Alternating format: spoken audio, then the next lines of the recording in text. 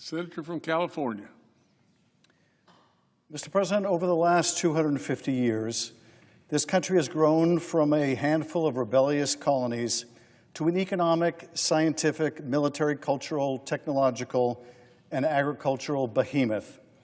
And crucially, through it all, we have remained a democracy devoted to the hard work our founders envisioned of making our nation a more perfect union. Progress has not always been straightforward, but it has been consistent over time and nothing short of extraordinary, which is why it is all the more heartbreaking to see so much damage, so much self-inflicted harm imposed on our country by this administration over the last 170 days. Indeed, if you were to design a presidency and policies to diminish our scientific and technological prowess from within, it would look a lot like this administration. If you were determined to kill our clean energy future and retreat from any hope of addressing climate change, it would look a lot like this. If you wanted to undermine our standing around the world, befriend dictatorships, and betray our fellow democracies, it would look a lot like this. If you wanted to deliberately tear at the social fabric and cohesion of our country, set state against state and people against people to the point of conflict in the streets, it would look a lot like this administration. The President and his cabinet have been tearing down so much of what makes this country special, and so quickly that it has been hard to see the big picture, hard to separate the biggest harms from merely the most sensational or the most proximate. 100 days was not enough time to evaluate the harms this administration had already inflicted on our country and its people, but 170 days just might be sufficient. So today I want to go through the top 10 ways this administration has been wrecking the country, from the thoughtless and irresponsible, to the illegal and unconstitutional, to the deliberately cruel and malicious. I want to tell you what the actions of this presidency have really meant for the country and for our future. So here they are, the top 10 ways the administration is wrecking the country. Number 10, Donald Trump is waging an all-out war on America's research universities.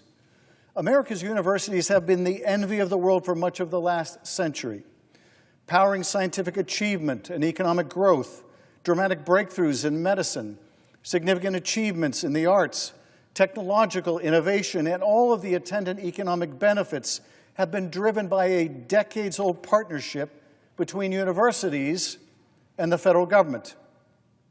As a part of this grand bargain, the federal government invests in research conducted at top universities, and the country enjoys the benefits.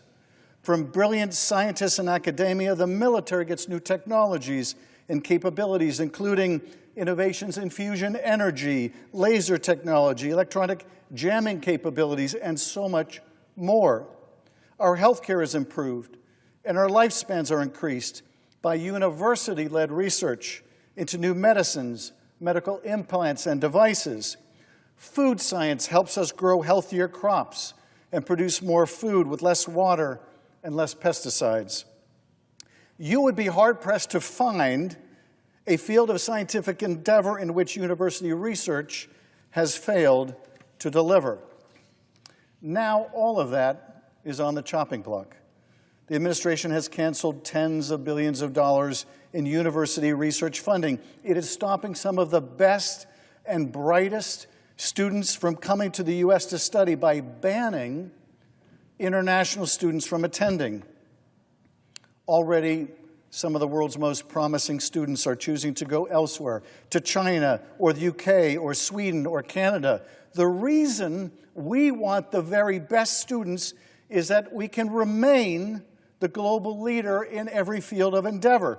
That is what makes us great. But this is a one-way brain drain in the wrong direction. The administration is also raising taxes on research universities and threatening the removal of accreditation from universities which fail to bow to the president's ideological and political whims.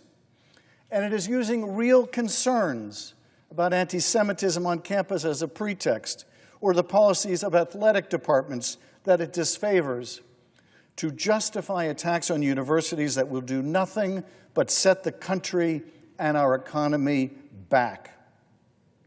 Their real agenda is to change the agenda at schools, to eliminate academic independence, and to indoctrinate students in an ideology that is more to their liking, turning administration bureaucrats into a kind of thought police.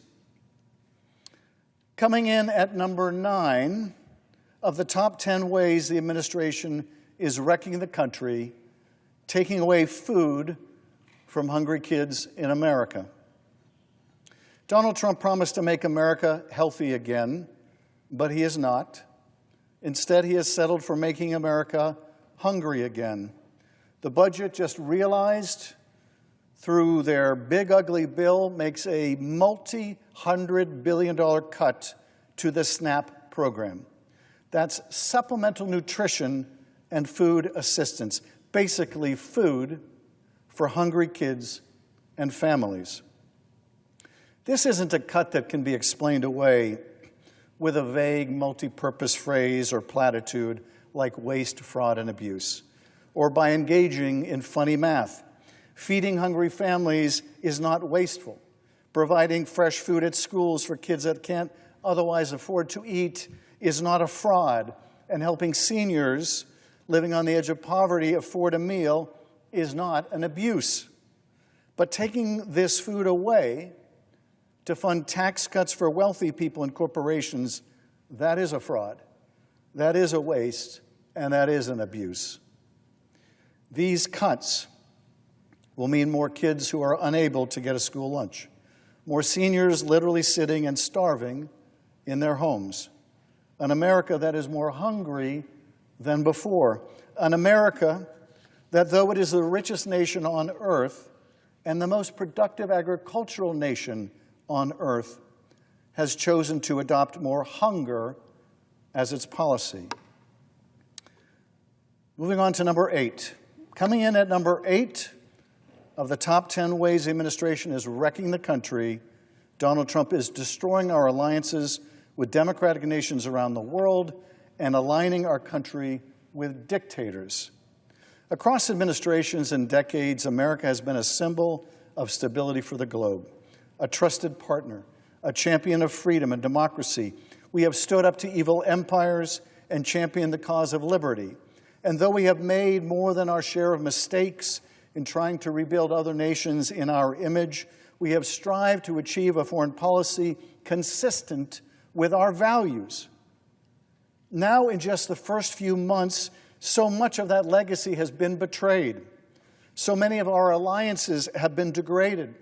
So much of our standing in the world has been made small. So many of our friends have become estranged, our treaty partners unsure of whether they can count on us in a pinch. Donald Trump likes to talk about peace through strength. He likes to think that bullying our friends or extorting a price for our security guarantees is what makes us strong. But he is wrong. He trashes our relationships with our friends. He belittles the Canadians and the British who fought and died alongside American soldiers in Iraq and Afghanistan. He denigrates Ukrainians and their brave president, who fight nobly in the defense of their democracy and their sovereignty. And he insists on Ukraine paying tribute in the form of mineral rights to secure his support. He flatters and fawns over the Kremlin dictator, at least he did, until even Trump could see that he was being made to play the fool by a mass murderer who did not want peace, only further mayhem. And who can say how long Trump's new resolve against Putin will last before it is overtaken by caprice or self-interest? The only true constant of Trump's foreign policy has been that the United States will be there for you if, and only if, it is pleasing to the president, if you flatter him, if you bow and scrape before him, or if there is something in it for him, personally, like a $400 million aircraft or a multi-billion-dollar crypto deal for his family. He has made it plain that American foreign policy is part protection racket and part just racket. All of this means that America is less safe and secure, with fewer friends we can rely upon out of any sense of shared sacrifice or values. The Mutual Defense Clause of Article 5 of NATO has been invoked only once, and that was on our behalf after we were viciously attacked by terrorists on September 11th. Our friends and allies rushed to our defense, and not just out of a sense of treaty obligation, but because of a shared sense of purpose and our common humanity. The problem with turning every relationship into a transitional or transactional one is that everyone will want something in return, and no one will be there when you really need them. Moving on, number 7 of the top 10 ways the administration is wrecking what is best about this country is their pointless, economically suicidal, and self-destructive attack on the development of renewable energy. Renewable energy can lead the world away from a climate catastrophe. It can be an economic slingshot catapulting us into an abundant energy future that is American-made. It can truly make us energy independent instead of simply more dependent on the fossil fuel industry. But Trump has attacked clean energy with a vengeance, repealing incentives passed during the Biden administration. And why? Because they were passed during the Biden administration, and because Donald Trump made a promise to oil companies in exchange for campaign cash. Lots of it. More than $1 billion of it. The big ugly bill phases out tax credits meant to spur development of solar and wind power and replaces them with tax credits for coal. If you were wondering whether you heard that right, you did. Tax credits for coal mining in the year 2025, at a time when we've harnessed the capacity of the sun and the wind to power entire communities. We are disinvesting in a renewable energy future in order to fund an industry from the 1800s. It is the policy equivalent of investing in black lung, and it will choke our energy supply over time and kneecap our economic potential. China knows this. In May, China installed 93 gigawatts of solar capacity. That's enough to power almost 70 million homes. And they did it in a single month. China is installing almost 100 solar panels every second. And that's not because the Chinese Communist Party is populated by a bunch of crazy environmentalists. It's because they know this is the industry of the future. They want to dominate the global market in clean energy, and thanks to Donald Trump, they will. So how will Trump's energy policies impact you at home? It means your energy bills are going to go up, way up, by hundreds of dollars a month. Renewable sources of energy are the vast majority of new energy coming online in America. Take that away and we are reliant on the same old capacity, your same old utility, less competition, and higher prices, costing you more to heat your home in the winter or cool it down during the hot, hot summer.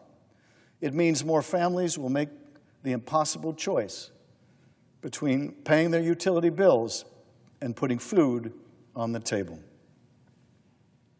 Now, earlier I talked about this administration's cuts to research universities, which brings me to number 6, the broader attack on health and science.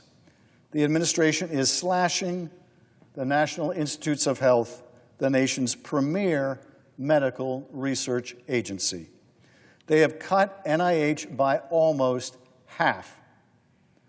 Almost half. Now, I'm no scientist, but I took enough science classes in college to know my way around a lab. And I'm certainly no economist, but I can do basic math.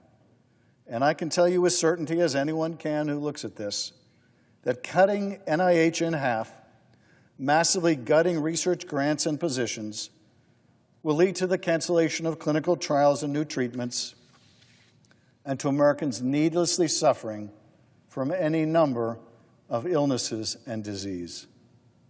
It will mean scaling back research efforts on everything from cancer to Alzheimer's to HIV/AIDS, destroying years or decades of research in any number of fields that might have been weeks or months away from a breakthrough.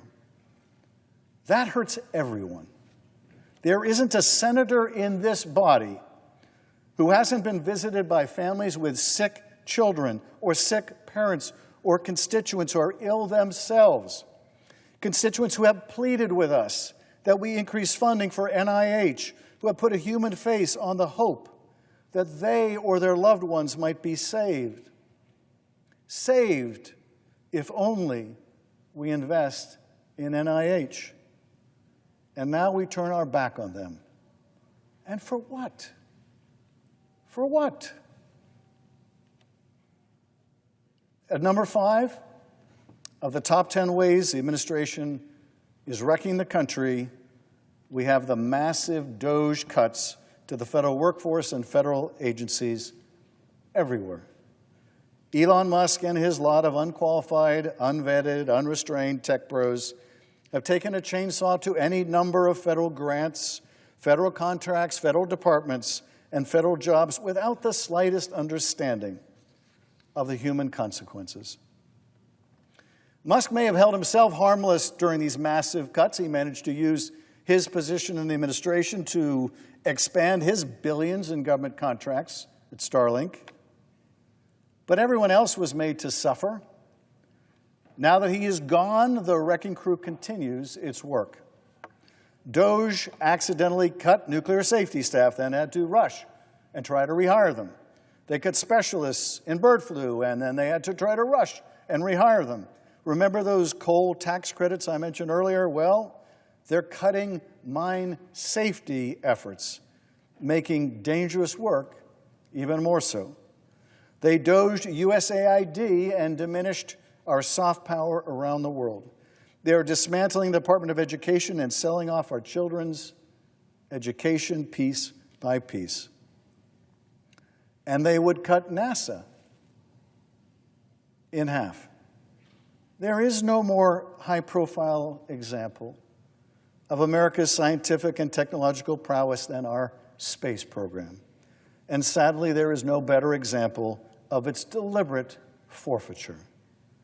In my lifetime alone, our space program was the first to plant a flag on the moon. We launched the first solar probe. We took the first photos and landed the first rover on Mars. We are sending more humans into orbit than ever and on track to land the first human on Mars. We did those things not because they were easy. No, we did those things, as President Kennedy once said, because they are hard. Because space exploration can teach us things about our life on Earth that propel innovation here at home, innovation that allows us to travel faster, live longer, and live better. And because exploring space can provide the most profound thoughts of our place in the universe and whether amidst all of that we are alone. This agency that has brought such hope and excitement and pride will be brought low. It may be one small step for DOGE, but it represents one giant leap backward for mankind. The Trump administration has also paused the hiring of critical seasonal firefighting staff, laid off probationary employees just as we begin another devastating fire season. They cut staff and programs at NOAA and the National Weather Service, hurting early earthquake warning, early warning of all disasters, warning that is pivotal when tragedy strikes, like it did in Texas this week, in North Carolina months ago, or in Los Angeles in January. They cut staff who run the phones at Social Security while closing regional offices, making it harder for seniors to get the benefits they paid into their entire life. Because that was the goal. That was the goal. And for all the pain that DOGE has inflicted and continues to inflict, the only thing that bastard agency has really served to accomplish is making government less effective, less efficient, and less trustworthy. Because more than anything else, the DOGE bloodletting has killed the trust of countless Americans. Trust that the federal jobs and programs they relied upon would continue. Trust that they might be paid less than private sector workers to do the work they love, to unravel new mysteries in space, in the oceans, in our bodies, in ourselves, but that they could rely upon the government as an employer, that they could be insulated from political and partisan considerations, that they would not become some ideological arm of the president or his party or its collateral damage. Now that trust is gone, and the loss of that talent and that trust just might be the most expensive loss of all. Now, number 4. At number 4 of the top 10 ways in which the administration is wrecking our country and our economy, tariffs. The on again, off again, on again, off again, on again, off again, on again tariffs. The ill-considered, ill-executed, unpredictable, unproductive, costly, indiscriminate, and self-destructive tariffs. For a president who ran on lowering costs, his most significant economic action has been a colossal backfire. Prices for your 4th of July barbecue last week were the highest they've ever been. Like the costs of burgers or beer. Phones are now more expensive. Cars are more expensive. Prices at Walmart, Target, Costco, up, up, up. And on Amazon, they were going to add a specific line item for the cost of the Trump tariffs, besides each affected product, until the Trump administration begged its owner, Jeff Bezos, not to be so transparent with their own customers because it made the president look bad. This didn't stop Amazon from adding the Trump tax to the price of the goods you buy on Amazon. It's just stopped Amazon from showing you just how much more you are paying. And while you get poorer because of these tariffs, America is not getting any stronger. While your pocketbook is getting hit, so too is our standing around the globe. After all, these chaotic tariffs give our trading partners all too accurate an impression that we are unpredictable, that we are unstable, that America, with all its power, is unreliable. So those trading partners are flocking elsewhere. They go to China or to India or elsewhere. The fact is we have so alienated even our closest friends and allies that some countries like Canada have gone beyond reciprocal tariffs to a downright boycott of American goods, devastating American farmers, small businesses, and consumers alike. The art of the deal, indeed. Which takes us to number 3, and this administration's attack on our health care. When the Senate passed Trump's big ugly bill last week, 50 of our colleagues put their stamp on a budget that will devastate Medicaid. That will mean hospitals and clinics close. That millions of Americans will lose access to life-saving care. That will mean people get their care denied. That will mean the long, hard fight against opioids will be set back by cuts to substance abuse treatment. After promising that Medicaid would not be touched, that our health care would not be harmed, they cut it by $1 trillion.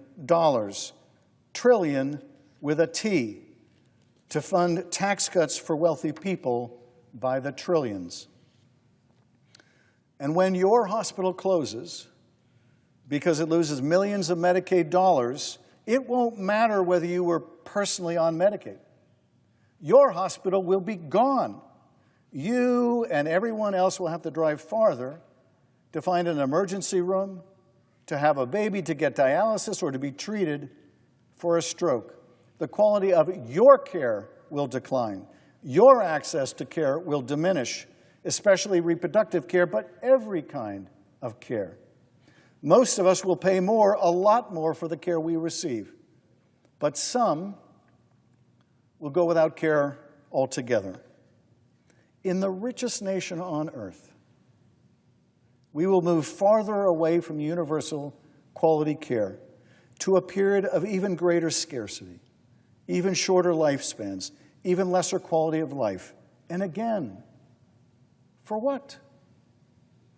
More tax cuts for wealthy people who don't need them and who already have all the care that they need? Now we have reached number two.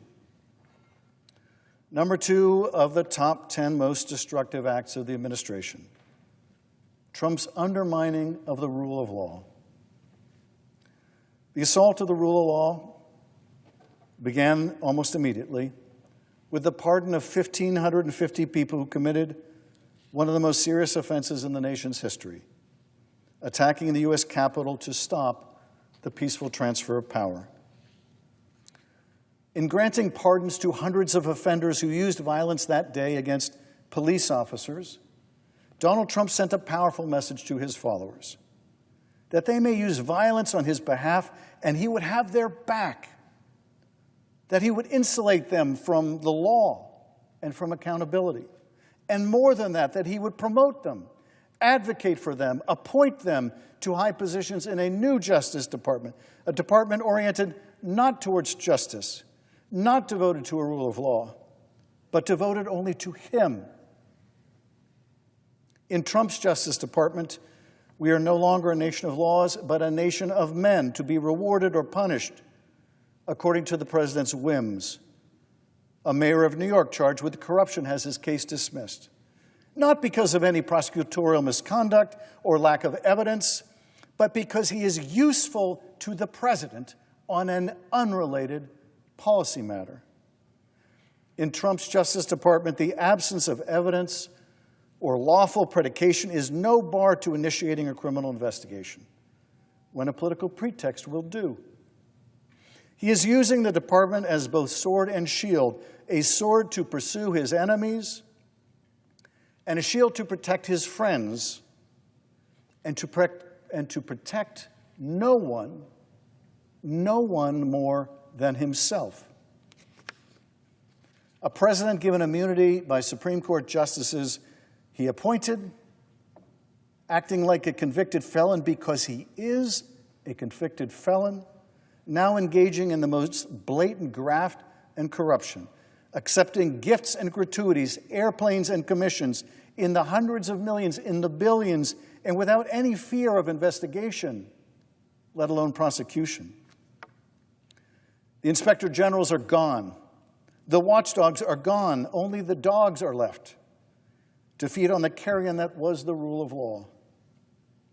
When courts try to restrain the Trump administration's illegality, his departments ignore their orders. We saw it with the Alien Enemies Act.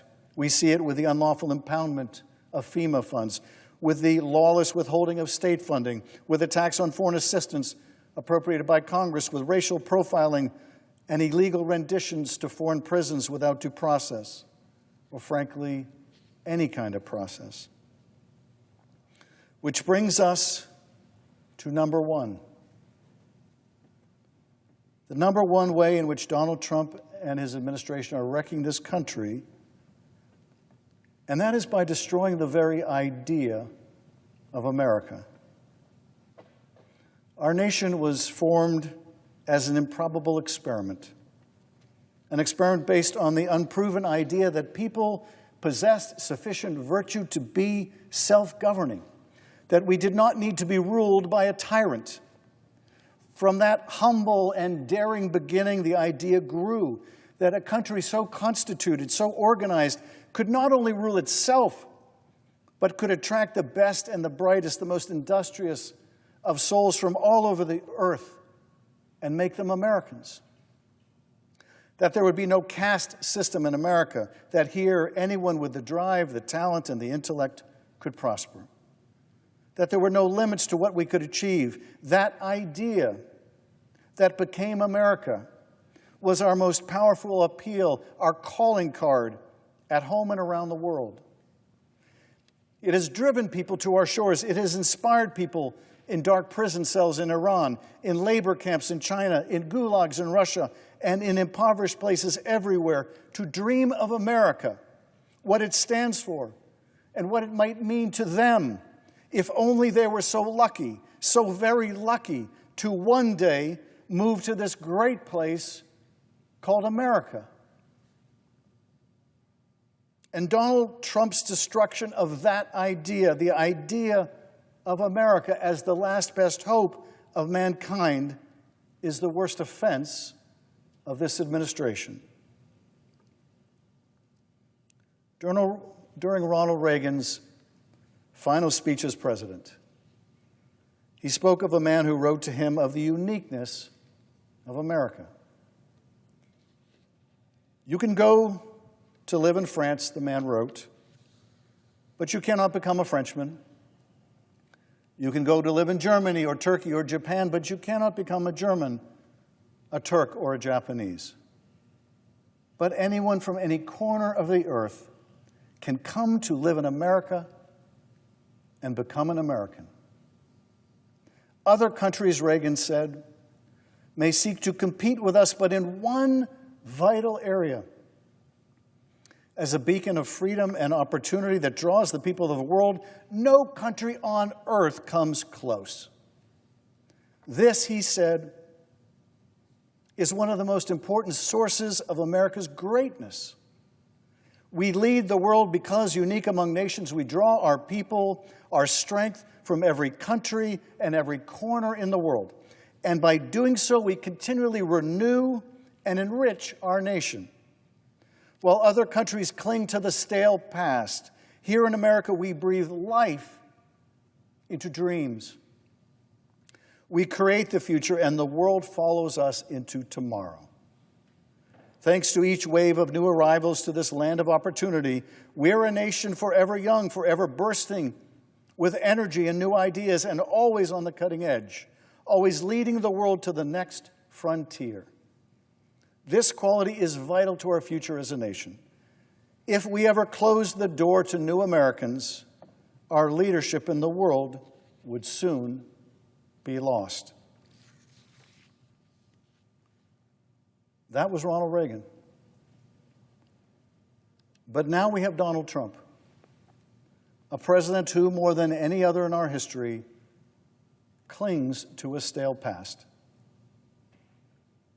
I can forgive the president for his reckless tariff policies, for his sycophantic hires, or his foolish tax giveaways to the rich. But I will never forgive him for the damage he has done and for the damage he continues to do to the very idea of America, for how the rest of the world now views this country, and more critically, more catastrophically, how we have come to view ourselves.